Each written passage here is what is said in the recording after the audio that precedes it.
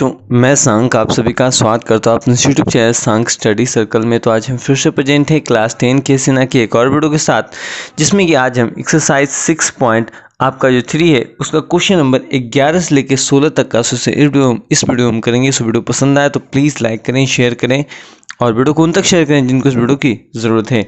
और यदि आपने इसकी पिछली वीडियो नहीं देखी है जो इस चैप्टर की हो या इसके पहले वाले जितने सारे चैप्टर हैं सभी की लिंक आपको डिस्क्रिप्शन में देखने को मिल जाएगी। तो चलिए क्वेश्चन नंबर 11 कहता है कि दिया गया चित्र है जिसमें जो डीवी है, ठीक है, यानी डीवी है जो लंब है बीसी पर, ठीक है जी, डीवी लंब है बीसी पर, और कहता है डीई जो है लंब है किस पे, वो ए बी पर, और एसी जो है लंब है बीसी पर। तो सिद्ध करें कि ट्रायंगल बी डी यानी ये ट्रायंगल और एबीसी जो है ये एक दूसरे क्या है, समरूप है। चलिए, तो ऐसे प्रश्नों में सबसे पहले हम देखिए बहुत सारे प्रश्न क्या है बना चुके हैं, पिछली सारे वीडियो में हमने उसको कवर्ड भी किया है। दिया है, अब जो दिया है उसको लिखेंगे कि डीवी जो है वो लंब है बीसी पर, और क्या है वो डीई जो है वो लंब है एबी पर, और तथा तीसरा जो हमारा है कहता है एसी जो है वो लंब है बीसी पर, ठीक है जी। तो जो सिद्ध करना है उसको लिखेंगे, तो सिद्ध करना है, तो सिद्ध करना है। अब जो सिद्ध करना है, क्या करना है कि ट्रायंगल बी डी ई जो है समरूप है ट्रायंगल ए बी सी के, ठीक है जी। चलिए, तो प्रमाण देते हैं। प्रमाण में क्या है वो, अब प्रमाण देखिए कुछ तो है, ज़्यादा कुछ दिया लेकिन जो दिया है उसी के हिसाब से हम चलते हैं। प्रमाण में दिया क्या कि डीवी जो है वो लंब है बीसी पर, और आपका साथ में कि एसी जो है वो लंब है बीसी पर। बीच वाले को हम नहीं लेते हैं, ये क्या है आपका दिया हुआ, पहले दोनों ट्रायंगल में चलते हैं, ठीक है। जब दिया हुआ यानी एक दूसरे पर लंब है, मतलब एक ही रेखा ये जो है उभयनिष्ठ है, ठीक है। इसका मतलब एक चीज़ आप कह सकते हैं कि डीवी जो है वो क्या है, एसी के समानांतर होगा। लंब है तो भाई क्या है, समानांतर, यानी डीवी, क्योंकि देखिए दोनों में बीसी कॉमन है ना, तो इसी कारण जब एक पक्ष बराबर तो दूसरा पक्ष क्या होगा, अपने आप बराबर होगा, यानी डीवी क्या होगा, समानांतर होगा एसी के। अब हम इन दोनों ट्रायंगल में चलते हैं, यानी ट्रायंगल बी डी ई तथा ट्रायंगल ए बी सी में। देखिए प्रश्न में भी इन्हीं को क्या है, दोनों समरूप करना है, तो हम इन्हीं दोनों ट्रायंगल में ही चलते हैं। चलिए, इसके हिसाब से देखें हम तो क्या लिखेंगे, ट्रायंगल डी बी ई जो होगा बराबर कोण बी ए सी, यानी आपका जो डी बी यानी ये जो कोण है ना जी, ये कोण जो है, और आपका यहाँ पर बी ए सी यानी ये कोण जो है बराबर है किस कारण जी, एकांतर अंतःकोण है ना, एकांतर अंतःकोण से क्या हो जाएगा, एकांतर अंतःकोण से क्या है, एकांतर अंतःकोण से बराबर होंगे। इसी प्रकार आपका देखें तो कोण डी ई बी बराबर हो जाएगा कोण बी सी ई के, यानी यहाँ पे देखें तो डी ई बी यानी ये जो कोण है आपका, इसके बाद देखें तो एंगल हमने कहा बी सी और ए, यानी ये कोण ये भी किस प्रकार होंगे, वो बराबर ये हो जाएंगे क्योंकि दोनों प्रत्येक 90 डिग्री है, क्या है, प्रत्येक 90 डिग्री, क्योंकि 90 डिग्री देखिए यहाँ पर 90 डिग्री है ना, ये तो बताया गया प्रश्न में कि कौन सी जो है वो क्या समकोण है, तो प्रत्येक 90 डिग्री, दोनों 90 डिग्री है, तो मतलब क्या, दोनों क्या होंगे, आपस में बराबर होंगे। तो चलिए, ये भी कौन से, ये भी कौन से, इसी कारण हो गया ना हमारा सिद्ध, ट्रायंगल बी डी ई जो होगा समरूप होगा ट्रायंगल ए बी सी के, किस प्रकार होगा, ए समरूपता से, क्या है, ए समरूपता से क्या होंगे, ये दोनों जो त्रिभुज हैं आपस में समरूप होंगे। तो ये था हमारा क्वेश्चन नंबर 11। आइए देखते हैं क्वेश्चन नंबर 12 को। चलिए, क्वेश्चन नंबर 12 कहता है कि दिए गए चित्र में दिया है कि एंगल 1 का मान एंगल 2 के बराबर है, और ए सी बटा बी डी यानी ये वाला, ठीक है, बराबर सी डी बराबर सी ई, यानी ये दोनों फिर बराबर हैं।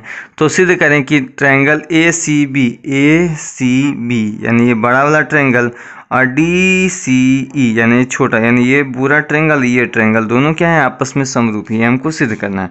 तो जो सबसे पहले दिया है उसको हम लिख लेते हैं कि क्या है,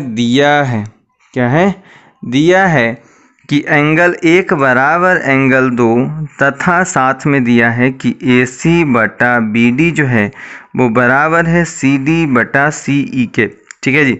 अब जो सिद्ध करना है उसको देखते हैं। तो सिद्ध करना है, क्या है? तो सिद्ध करना है। अब सिद्ध क्या करना है बुआ कि ट्रायंगल ACB जो है समरूप है ट्रायंगल DCE के। चलिए, तो सबसे पहले क्या है, प्रमाण से हम देखेंगे।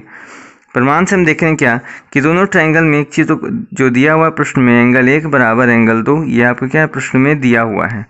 और साथ में अगर इसके हिसाब से हम देखें तो एंगल 1 बराबर एंगल 2, तो उसके बाद हम देखें कि जो BD है वो BC के बराबर है। ये क्या है, ये दोनों, क्योंकि दोनों ट्रायंगल, अभी इन दोनों ट्रायंगल्स है ना। चलिए, और दिया है क्या कि BD जो है वो बराबर है BC के।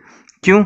क्योंकि समान कोण की सम्मुख भुजाएं बराबर होती है। समान कोण, इसकी सम्मुख भुजा ये, इसकी सम्मुख भुजा ये, तो हो जाएगा। हम लिख देते हैं यहाँ पर कि समान कोण की सम्मुख भुजाएं हैं। समान कोण की सम्मुख भुजाएं, क्या है? समान कोण की सम्मुख भुजाएं हैं। इसी कारण BD बराबर BC हो जाएगा। चलिए, तो जब ये दोनों बराबर हो गए तो हम अब क्या करते हैं, हम इन्हीं दोनों ट्रायंगल में ही चलते हैं। इसीलिए ट्रायंगल ACB तथा ट्रायंगल DCE में चलिए अब क्या क्या हम यहाँ से देखते हैं। यहाँ पर क्या हो जाएगा, यहाँ के हिसाब से देखें तो एंगल C बराबर एंगल C, इन दोनों ट्रायंगल में ये जो कोण है ये कॉमन, क्योंकि ACB में भी आता है और DCE, यानी इन दोनों ट्रायंगल में एक कोण जो हमारा कॉमन है वो है एंगल C। तो इसको लिख लेंगे, ये क्या है वो, ये उभयनिष्ठ है। क्या है? उभयनिष्ठ है, क्योंकि दोनों में आ रहा है साथ में। और हम देख पा रहे हैं क्या कि आपका जो यहाँ पे दिया है AC बटा BD, सॉरी AC, इसके लिए AC है तो इस ट्रायंगल के लिए DC है ना। ये तो दोनों ट्रायंगल नहीं। सबसे पहले अगर बड़े वाले ट्रायंगल का हम AC ले तो इस छोटे वाले इस ट्रायंगल के लिए यानी BDE में हमको लेना पड़ेगा, सॉरी DCE में यहाँ पर लेना पड़ेगा DC। ठीक है, इन दोनों ट्रायंगल को देख रहे हैं। इसके अलावा यदि हम बड़े वाले ट्रायंगल का CB लें, क्या लें? CB लें, तो हमको इसके लिए लेना पड़ेगा CE। क्या लेना पड़ेगा? CE। ठीक है जी। क्यों, कैसे हो जाएगा? क्योंकि बड़े वाले ट्रायंगल में अगर दोनों ट्रायंगल की बाकी की बात करें तो यहाँ पर दिया हुआ ना AC बटा BD बराबर CD बटा CE है। ठीक है, और प्रश्न में देखिए जो दिया है, हमने लाया क्या कि BD का जो मान है वो BC के बराबर है। क्या है? BC के बराबर है। इसी कारण हमने क्या किया है। ठीक है जी। अब चलिए, इसके कारण क्या हुआ कि सम्मुख कोण, देखिए दो कोण बराबर और उसके अंतर्गत आने वाली सारे भुजाएं आपस में क्या है, समानुपाती है। तो कन्फर्म हम कह सकते हैं कि ट्रायंगल ACB जो होगा वो समरूप होगा ट्रायंगल DCE के। किस प्रकार पर हुआ?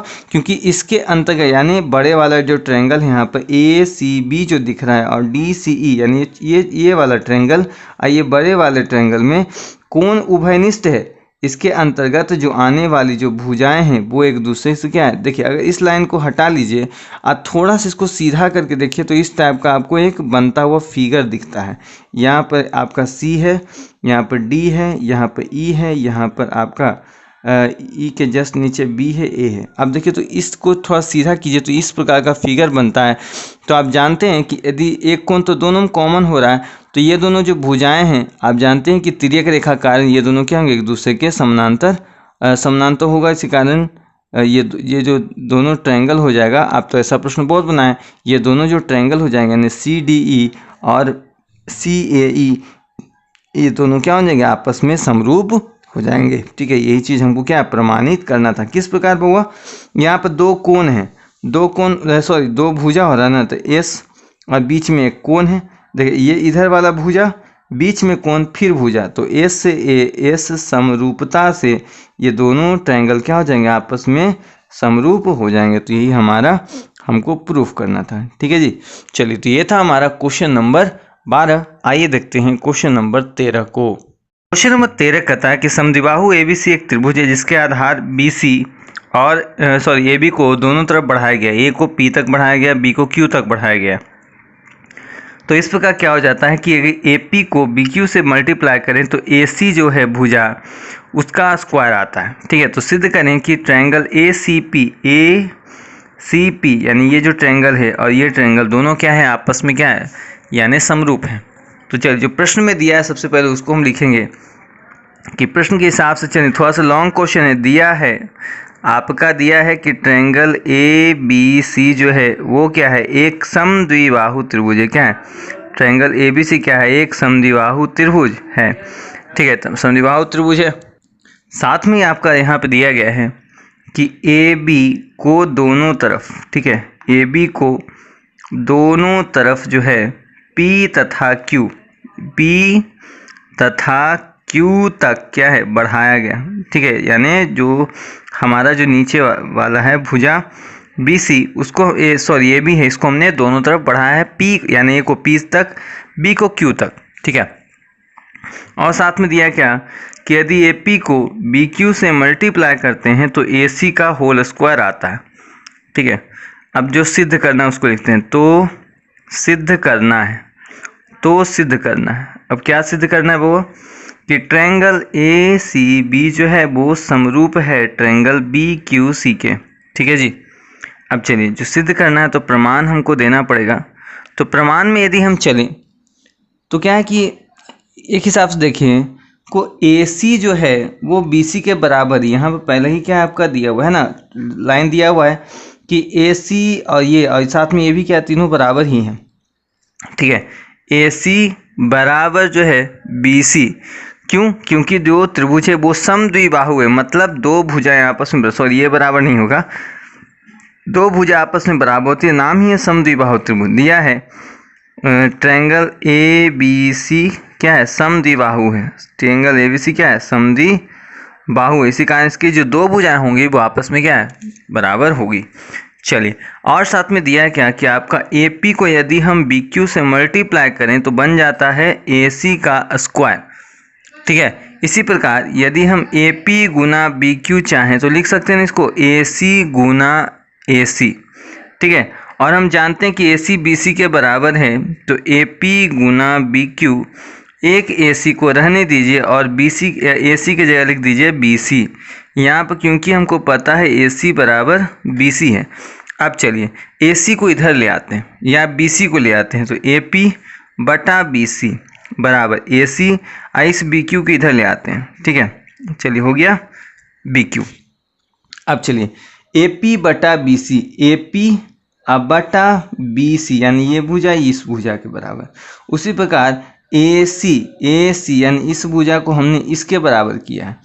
तो इन दोनों की भी देखिए दो भुजाएं आपस में बराबर हो, लेकिन बीच का एक कोण भी तो क्या होगा, बराबर होगा ना। ये कोण यदि बराबर हो जाए तो एस ए एस सर्वांग समता से दोनों ट्रायंगल क्या हो जाएंगे, बराबर हो जाएंगे। चलिए तो इस कोण को हम क्या लिखेंगे, angle C A B, angle C A B यानी अंदर वाला कोण, ये तो बाहर वाला हम बता रहे ना, मेन अंदर वाला कोण, क्योंकि हम इस ये ट्रायंगल अभी नहीं बताए हैं, इस कोण की बात करते हैं, अंदर वाला।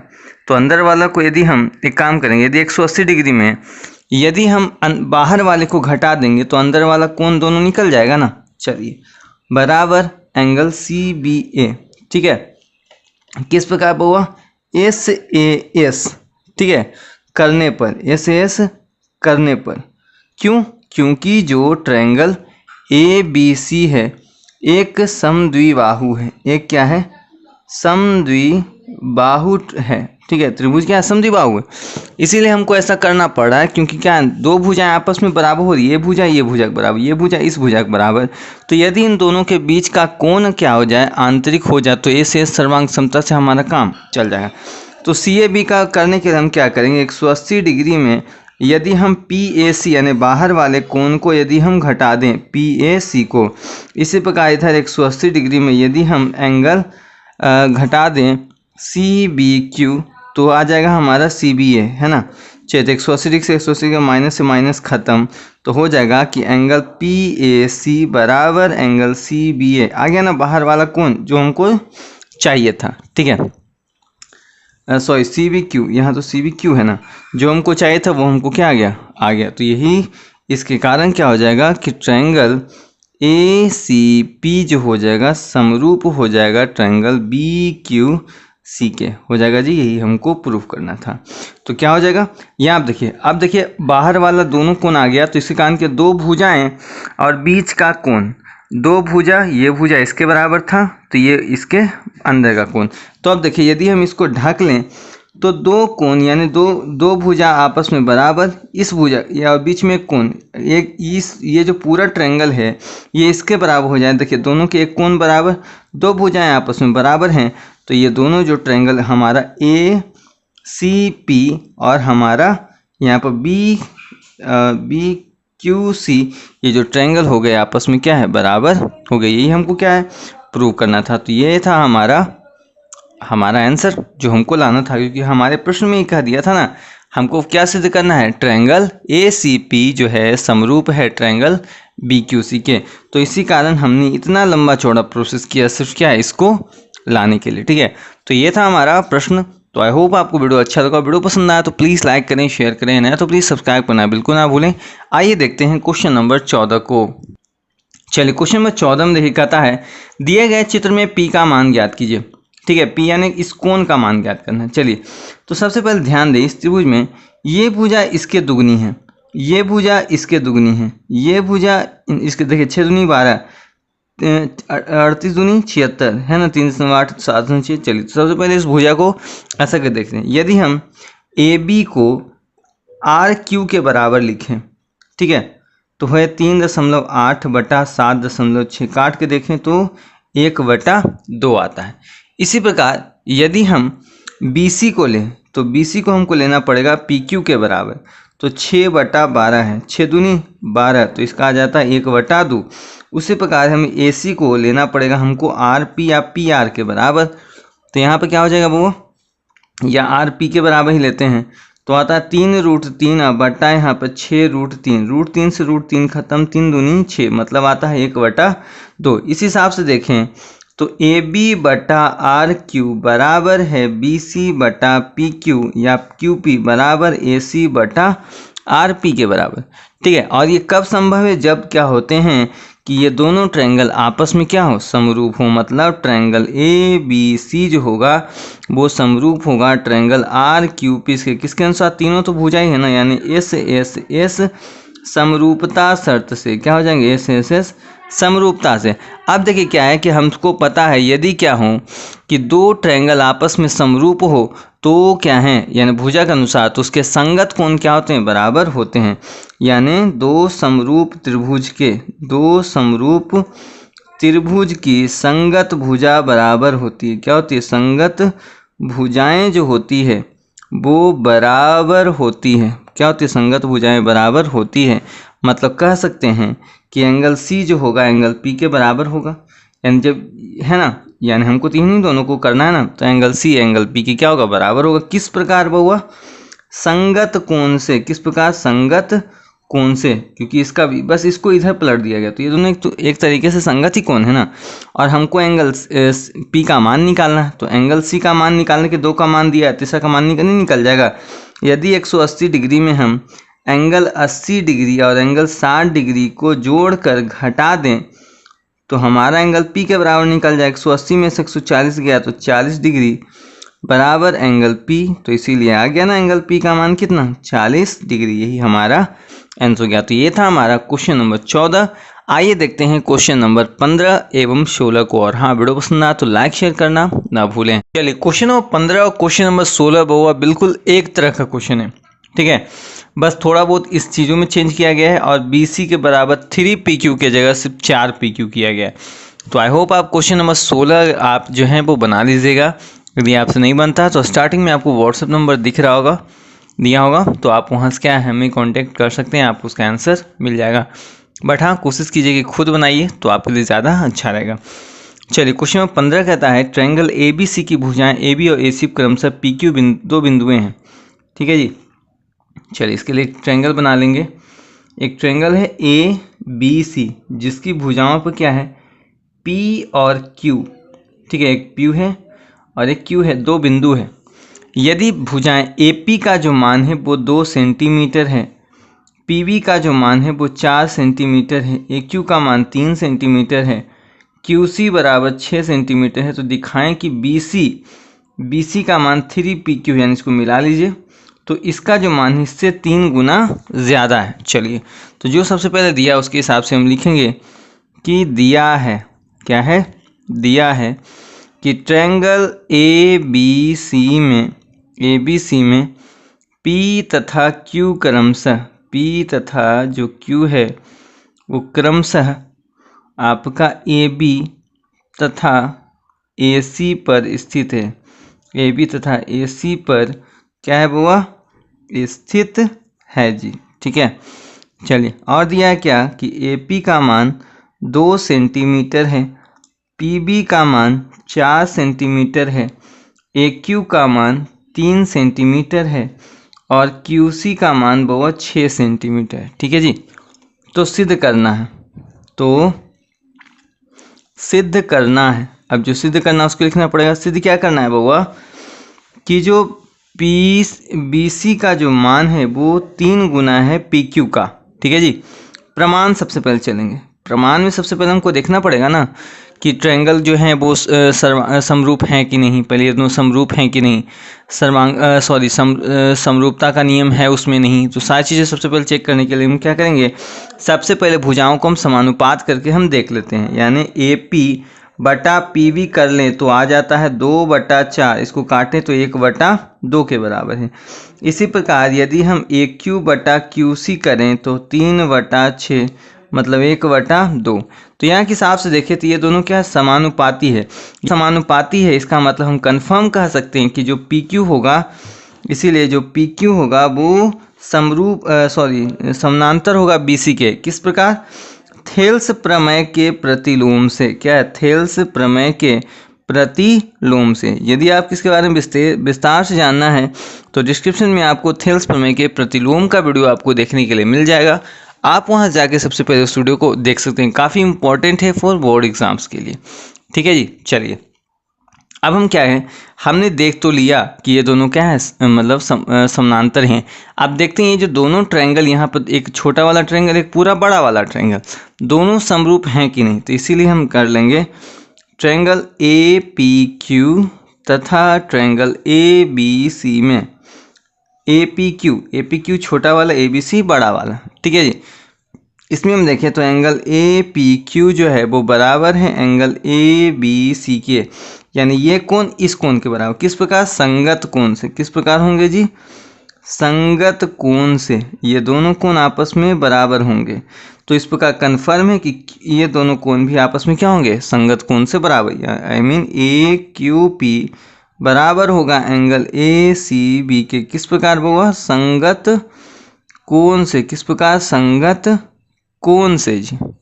ठीक है, तो जब क्या है कि दोनों कोण क्या है, समरूपता है ही, इसका मतलब कंफर्म है कि ट्रायंगल ए पी क्यू जो होगा वो समरूप होगा ट्रायंगल ए बी सी के। किस प्रकार, ए समरूपता से क्या होंगे, ए समरूपता शर्त से ये जो दोनों जो ट्रायंगल होंगे आपस में समरूप होंगे। अब हमको भी पता है कि यदि दो त्रिभुज आपस में समरूप होते हैं तो उनकी जो संगत भुजाओं का जो अनुपात होता है वो क्या होता है, बराबर होता है जी। चलिए तो अब हम करके देखते हैं। हम जानते हैं दो समरूप त्रिभुजों के, क्या, दो समरूप त्रिभुज के संगत भुजाओं का अनुपात क्या होता है वो, बराबर होता है, या समानुपाती कह सकते हैं, बराबर होता है। चलिए तो यदि हम इस त्रिभुज का यदि हम पी क्यू लेते हैं तो इसका लेना पड़ेगा B C, I mean P Q बटा बी सी। ठीक है जी, और यदि हम इसका ए पी लेते हैं तो इसका लेना पड़ेगा हमको क्या, इसका अगर ए पी लेते हैं तो बड़े वाले त्रिभुज का ए बी लेना पड़ेगा। तो ले लेते हैं ए पी बटा पी वी। चलिए इसका मान दे देते हैं। तो पी क्यू का मान आपका नहीं दिया गया है, ठीक है जी। बी सी का मान नहीं दिया गया है, ए पी का मान 1 है, सॉरी 2 है, इसका मान 6 है, तो 2 तिया 6। चलिए क्रॉस मल्टीप्लिकेशन कर दें तो आ जाता है बी सी बराबर 3PQ, जो हमको लाना था। तो यही हमारा आंसर हो गया जी। तो इस प्रकार हमारा जो प्रश्न है वो बन गया। क्वेश्चन नंबर 16 जस्ट लाइक हमने क्या इसी कारण काफ़ी डिटेल से बताया है, तो आप जो है क्या क्वेश्चन नंबर 16 आराम से बना सकते हैं। नहीं तो आप हमें ज़रूर व्हाट्सअप करें। हमारा व्हाट्सअप नंबर है 68996381 पे, ठीक है। लेकिन कोशिश करें कि आप जो प्रश्न है पहले खुद ही बनाने की ज़्यादा प्रयास कर लें तो ज़्यादा अच्छा होगा। तो मिलते हैं नेक्स्ट वीडियो में। तो आई होप आपको वीडियो अच्छा लगा होगा। वीडियो पसंद आया तो प्लीज़ लाइक शेयर करना ना भूलें और वीडियो को उन तक पहुंचाएं जिनको इस वीडियो की ज़रूरत है। और हाँ, पिछली सारी वीडियो की लिंक आपको डिस्क्रिप्शन में देखने को मिल जाएगी।